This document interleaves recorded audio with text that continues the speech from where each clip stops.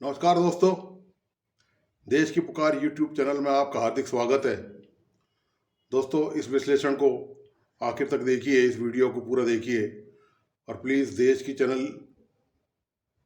को like subscribe करना और बेल आइकॉन दबाना नहीं भूलें। दोस्तों, आपको याद होगा कि जो पिछली जो दो डिबेट मैंने करी थी, जो विश्लेषण मैंने किए थे, उनमें मैंने ये साफ संकेत दिए थे, इस बात के लगभग स्पष्ट कह दिया था कि ये जो राजस्थान में कांग्रेस में जो विवाद चल रहा है सचिन पायलट और अशोक गहलोत के बीच में, जिसमें दिल्ली में जाकर दोनों ने पार्टी हाईकमान के सामने बातचीत की है, वार्ता की, और वहाँ पर ये समझौता हुआ कि दोनों मिलकर एकजुट रहेंगे और राजस्थान में आगे आने वाले चुनाव में बीजेपी का संयुक्त तौर पर मुकाबला करेंगे। आपको याद होगा, उस विश्लेषण के दौरान मैंने साफ कह दिया था कि ये विश्लेषण टिकाऊ नहीं है, ये समझौता अस्थायी है और निश्चित तौर पर अशोक गहलोत सचिन पायलट के किसी भी बात को नहीं मानेंगे आसानी से। आपको ये भी याद होगा कि जब ये समझौता वार्ता दिल्ली में परसों हुई थी, उससे एक दिन पहले ही जस्ट अशोक गहलोत ने सार्वजनिक मंच से एक ज़बरदस्त टिप्पणी की थी। वह टिप्पणी यह थी, उन्होंने कह दिया कि जो लोग बेरोजगारी का मुआवजा मांग रहे हैं, पेपर लीक के जो अभ्यर्थी हैं, जो जिन्होंने पेपर लीक से जो प्रभावित हुए थे लाखों लोग, उनको जो मुआवजा देने की मांग है, वह मानसिक दिवालियापन है। अशोक गहलोत ने हालांकि ये बात कही विपक्ष को लेकर है, लेकिन ये मुद्दा विपक्ष ने उठाया ही नहीं था। ये मुद्दा उठाया था सचिन पायलट ने। आपको ये याद होगा कि ये मुद्दा विपक्ष ने, वसुंधरा राजे ने, गजेंद्र सिंह शेखावत ने, या सीपी जोशी ने, या राजेंद्र सिंह राठौड़ ने, ये मुद्दा किसी ने नहीं उठाया कि आरपीएससी के जो पेपर लीक हुए हैं, उनमें उनसे जो प्रभावित अभ्यर्थी हुए हैं, जो पेपर नहीं दे पाए परीक्षा की तैयारी करने के बावजूद भी, उनको मुआवजा दिया जाए। तो ये मुद्दा किसी ने भी नहीं उठाया विपक्ष में, ना और किसी क्षेत्रीय दल ने उठाया, ना हनुमान बेनीवाल की पार्टी ने उठाया, ना राजस्थान में निर्दलीय विधायकों ने मामला उठाया। यह मामला उठाया था सचिन पायलट ने। तो सचिन पायलट को जिस तरह से ये निशाना दरअसल जो कहीं और था और वार कहीं और था, तो जो तीर जो छोड़ा गया वो दरअसल सचिन पायलट की तरफ था। उससे साफ जाहिर था कि जब समझौता वार्ता में अशोक गहलोत जब दिल्ली जा रहे थे, तो उनके इरादे क्या हैं, इससे स्पष्ट हो गए थे। जब समझौता वार्ता दिल्ली में हुई, तब लग रहा था कि आला कमान की तरफ से जो संकेत आए थे, और जो लग रहा था वार्ता के दौरान कि सब कुछ ठीक ठाक है, लेकिन मैंने आपको तभी बता दिया था उस समय कि सब कुछ ठीक ठाक नहीं है, क्योंकि जो लोग अशोक गहलोत के नेचर से वाकिफ़ हैं, उनके व्यक्तित्व से वाकिफ़ हैं, वे किसी भी हालत में सचिन पायलट की कोई भी मांग नहीं मानेंगे। और यही हुआ। जो 2 दिन तक लग रहा था कि ये राजनीतिक जो धुंध है, ये जो कोहरा है, ये जो छट गया है और अब कांग्रेस की स्थिति साफ सुथरी है, चुनाव में कांग्रेस दोनों मिलकर एक साथ चुनाव लड़ेंगे, अब इसके संकेत बिल्कुल स्पष्ट नजर आ गए हैं। सचिन पायलट ने कल टोंक में जो सभा हुई, उन्होंने सीधे दिल्ली से आने के बाद जो पहला कार्यक्रम रखा अपना, वे अपने विधानसभा क्षेत्र में गए टोंक में, और वहाँ पर उन्होंने अपने समर्थकों, पार्टी के कार्यकर्ताओं को संबोधित करते हुए साफ कहा कि 3 मुद्दों पर जो उन्होंने उठाई थी, 3 मांगे, इन पर कोई समझौता नहीं किया जाएगा। तीनों मांगे आपको याद होगी। उन्होंने कहा था कि आरपीएससी का पुनर्गठन हो, जो पेपर लीक से प्रभावित जो अभ्यर्थी हैं, प्रदेश के लाखों अभ्यर्थी जो पेपर लीक के कारण पेपर नहीं दे पाए, उनको मुआवजा दिया जाए, 2 मांग।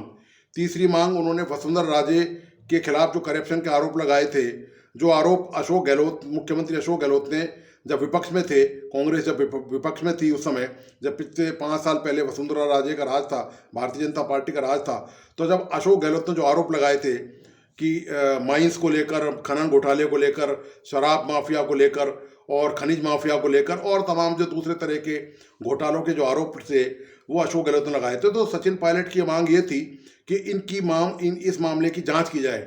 जब ये मामले तीनों आला कमान के समक्ष रखे गए, तो सैद्धांतिक सहमति शायद कुछ हुई होगी और ये समझाया गया होगा कि इन मामलों को, मुद्दों को फिलहाल दरकिनार कर दें। तो सचिन पायलट एक बार तो शायद सहमत हुए होंगे निश्चित तौर पर। हालांकि इसका खुलासा, चूंकि ये 3 लोगों में बैठक है, लेकिन अब जो रिजल्ट जो बाहर आए निकल कर, उससे साफ संकेत है कि तीनों ने मिलकर इस मामले में एक सहमति बनाई होगी। तो सचिन पायलट ने उस समय शायद उनके प्रेशर में कुछ हाँ भी कर लिया होगा कि वे अब संयुक्त तौर पर चुनाव लड़ेंगे और अशोक गहलोत के खिलाफ कोई बयानबाजी नहीं करेंगे या कांग्रेस के खिलाफ ऐसी कोई कार्रवाई नहीं करेंगे जिससे चुनाव में कोई फर्क पड़े। लेकिन निश्चित तौर पर आलाकमान ने उनको कोई ठोस आश्वासन नहीं दिया। ठोस आश्वासन मतलब ये कि राजस्थान में कांग्रेस की जिम्मेदारी उनको कुछ नहीं दी, ना उनको कोई प्रदेश अध्यक्ष पद का कोई आश्वासन दिया गया, ना जो अब जो चुनाव होने जा रहे हैं विधानसभा के, ना यह आश्वासन दिया गया कि उनको मुख्यमंत्री के तौर पर प्रोजेक्ट किया जाएगा और उनको सामने रखकर ही चुनाव लड़ा जाएगा। यह अशोक गहलोत पहले भी संकेत दे चुके हैं इस बात के, और उनके समर्थक दे चुके हैं खुलेआम। आपको याद होगा उदयपुर में जो बैठक हुई थी जिसमें सीपी जोशी भी शामिल थे और एक दो मंत्री भी शामिल थे, खुद अशोक गहलोत शामिल थे। तो सीपी जोशी सहित दूसरे जो विधानसभा अध्यक्ष हैं सीपी जोशी और दूसरे जो मंत्री हैं, उन्होंने साफ संकेत दे दिए थे कि ये जो चुनाव है ये अशोक गहलोत को मुख्यमंत्री प्रोजेक्ट करते हुए ही लड़ा जाएगा। ये स्पष्ट संकेत दे दिए गए थे उस समय। लेकिन इसके बावजूद भी कांग्रेस हाईकमान यह तय नहीं कर सका कि वास्तविक स्थिति क्या है और किसको सामने रख के चुनाव लड़ना है। हालांकि अशोक गहलोत द्वारा जब हाईकमान से बैठक हुई तब यही कहा गया कि जो पार्टी हाईकमान वो 2-3 बार मुख्यमंत्री रह चुके हैं और ये जो भी वो कुछ हैं वो पार्टी की बदौलत है। इस तरह के बयान उन्होंने जरूर दिए कि वे पार्टी हाईकमान का कहना मानते हैं और कांग्रेस में पार्टी हाईकमान ही सब कुछ होता है। हालांकि यहाँ एक बात मैं रेखांकित कर दूं कि अशोक गहलोत ये बात जरूर कह रहे हैं कि वो पार्टी हाईकमान जो आदेश देंगी, जो निर्देश देंगे वहाँ से, वह उनकी वो कांग्रेस के सिपाही रहे हैं और कांग्रेस के कार्यकर्ता से लेकर उन्होंने मुख्यमंत्री तक का सफर तय किया है। वे कांग्रेस हाईकमान के निर्देशों का पालन जरूर करेंगे। लेकिन आपको याद होगा कि अशोक गहलोत ने ही जब मल्लिकार्जुन खड़गे जयपुर में आए थे विधायकों का मानस टटोलने के लिए, जब राष्ट्रीय अध्यक्ष पद में अशोक गहलोत ने नामांकन दाखिल किया था, तब अशोक गहलोत के 2 समर्थकों ने पीएचडी मंत्री जोशी और आरटीडीसी चेयरमैन राठौड़ के घर पे विधायकों का जमावड़ा लगा था मल्लिकार्जुन की मौजूदगी में ये दिखाने के लिए कि ये विधायक अशोक गहलोत के समर्थन के में, जबकि ये बैठक होनी मल्लिकार्जुन के यहाँ के साथ चाहिए थी। तो इससे अशोक गहलोत ये बात कहें कि वे कांग्रेस आला कमान की सारी बात मानते हैं, तो ये तो इससे जाहिर हो जाता है कि अशोक गहलोत कितनी बात मानते हैं। अब रहा सवाल सचिन पायलट का, तो सचिन पायलट ने जो टोंक में जो सभा हुई कल, उन्होंने जो सभा की है उसमें उन्होंने स्पष्ट कह दिया इस बात को लेकर कि वे युवाओं के मामले में साथ हैं, वे करप्शन के मुद्दे को लेकर कोई समझौता नहीं करेंगे। दोस्तों, दरअसल बात यह है कि सचिन पायलट जब वहाँ से लौट के आए तो दिक्कत ये आ गई उनके सामने कि अब वो जो उन्होंने जो कमिटमेंट किया था, ना तो उनको कुछ मिला और ऊपर से अपने कमिटमेंट से भी जाएं। तो यानी कि राजनीति में ऐसा नहीं चलता है कि ऊपर यदि कांग्रेस हाईकमान की तरफ से उनको कोई पक्का भरोसा मिलता कि उनको प्रदेश अध्यक्ष बनाया जाएगा या वहाँ से दिल्ली से कोई घोषणा होती कि सचिन पायलट को आगामी चुनाव में ये भूमिका दी जाएगी, तो निश्चित तौर पर ये बात अशोक गहलोत को किसी भी हालत में मंजूर नहीं होगी, क्योंकि वो सचिन पायलट को लेकर किसी भी सूरत में कोई भी कंप्रोमाइज करने के मूड में नहीं है।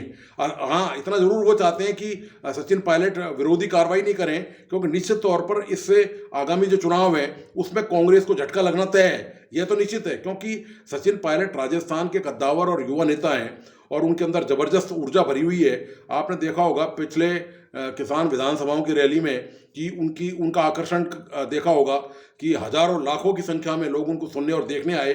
इसी तरह जब उन्होंने संघर्ष यात्रा निकाली तब भी आपने देखा होगा कि स्वतः स्फूर्त लोग उनके आए, उन्होंने किसी को बुलाया नहीं। और उनके साथ जब समापन हुआ जयपुर में संघर्ष यात्रा का, तो आपने देखा होगा कि काफ़ी सारे एमएलए उनके, जो 15-20 एमएलए उनके साथ हैं, जो मंत्री उनके साथ समर्थक हैं, जो अशोक गहलोत की सरकार में मौजूदा मंत्री हैं, जो 2-3 मंत्री हैं, राजेंद्र सिंह गुड़ा हैं, मुरारीलाल मीणा हैं, और भी जो 2-3 लोग हैं, वे सब अशोक गहलोत के मंत्रिमंडल में होते हुए भी सचिन पायलट को समर्थन दे रहे हैं। वे सचिन पायलट गुट के ही लोग शुरू से माने जाते रहे हैं। तो सवाल इस बात का है कि वहाँ से जब वापसी हुई तो सचिन पायलट के पास अब कोई दूसरा रास्ता बचा नहीं। वे इस कार्ड को नहीं यदि खेलेंगे तो निश्चित तौर पर उनका राजनीतिक अस्तित्व दांव पर लगता नजर आ रहा था। ये सचिन पायलट को इस बात का एहसास हो गया, इसलिए उन्होंने ये जो कल बम फोड़ा है टोंक में जाकर, उसका परिणाम ये है, उन्होंने साफ तौर पे कहा कि वे वसुंधरा के करप्शन के आरोपों के मामले में युवाओं ने इतनी मेहनत करी है, उन्होंने साफ तौर पे कहा वे युवाओं से कमिटमेंट कर चुके हैं कि वे उनके पक्ष में हैं और वे उनको न्याय दिलवा के रहेंगे। न्याय से मतलब ये है आरपीएससी का पुनर्गठन हो। उन्होंने ये भी कहा कि आरपीएससी में बहुत सारी पोस्ट खाली पड़ी हैं, उनका उन पोस्टों को भरा जाए और उसका पुनर्गठन हो। और ये जो 3 उनकी जो मांगे हैं वो उन्होंने वापस कल टोंक की अपनी जो सभा थी, जो समर्थकों के और उनके प्रशंसकों के सामने जो सभा हुई, उसमें उन्होंने ये बात वापस रिपीट करी है, दोहराई है कि इन मांगों पर कोई समझौता नहीं होगा। लेकिन एक बात आपको ध्यान रखनी है यहाँ पर, सचिन पायलट ने 31 मई तक वापस प्रदेश में जनसंघर्ष यात्रा शुरू करने का ऐलान किया था कांग्रेस हाईकमान की मीटिंग से पहले। लेकिन उसके बाद उन्होंने ये 31 मई निकल चुकी है और उन्होंने ये यात्रा स्थगित कर रखी है। अब लगता यही है कि वापस यदि क्योंकि जो मीटिंग हो चुकी है, अब ये इस बात की संभावना बहुत कम है कि हाईकमान वापस सचिन पायलट को या अशोक गहलोत को बुला के उनके बीच कोई सुलह कराने का प्रयास करेंगे, क्योंकि अब सुलह का कोई स्कोप बचा नहीं है दोनों के बीच में। तो लगता यही है कि जो सचिन पायलट के बागी जो तेवर हैं, वो लगता यही है कि अब कुछ ना कुछ नया रास्ता अपनाएंगे, कोई नया गुल राजस्थान में अब कांग्रेस में खिलने जा रहा है। और अब देखना ये है कि सचिन पायलट की आगामी जो रणनीति है वह क्या है, वह मैं आपको संकेत देते हुए बता भी देता हूँ। मैं विश्लेषण करता हूँ इसका, तो ये मेरी जिम्मेदारी भी है कि मैं आपको बताऊँ। सचिन पायलट निश्चित तौर पर आगामी कुछ दिनों में अपनी जो संघर्ष यात्रा की जो बचा हुआ जो पार्ट है, जो उन्होंने घोषणा करी थी 31 मई को, 31 मई निकल चुकी है, तो निश्चित तौर पर इसको अंजाम देने के लिए वो प्लानिंग करेंगे। वे नहीं चाहेंगे कि उनके द्वारा किए गए वादे से वे वादा खिलाफी कर जाएं। लोगों में, प्रदेश के मतदाताओं में, प्रदेश के युवाओं में उनकी छवि ऐसी बने कि ये सिर्फ बातें करने वाले नेता हैं, ये प्रैक्टिकली कुछ नहीं कर सकते। तो सचिन पायलट के सामने आप यूं कहें कि ये राजनीतिक अस्तित्व का मामला है और इस अस्तित्व को बचाने के लिए निश्चित तौर पर वे ऐसा कोई बड़ा कदम जरूर उठाएंगे। और अब आगे आने वाले दिनों में देखना यही है कि क्या सचिन पायलट ने जो कमिटमेंट किए थे उनका परिणाम क्या होगा। क्या सचिन पायलट उसको क्रियान्वित करने को लेकर कोई नई रणनीति, कोई नया आंदोलन खड़ा करेंगे। तो दोस्तों, आपको आज का ये विश्लेषण कैसा लगा, प्लीज़ अपने महत्वपूर्ण विचार मुझे ज़रूर पहुंचाएं। और देश की पुकार यूट्यूब चैनल को लाइक, सब्सक्राइब करना और बेल आइकॉन दबाना नहीं भूलें। आपके सहयोग और आशीर्वाद से ही ये मैं लगातार जारी विश्लेषण आपके सामने प्रतिदिन लेके आता हूँ और मैं उम्मीद करता हूँ कि आपका सहयोग इसी तरह मेरे साथ बना रहेगा। धन्यवाद, नमस्कार।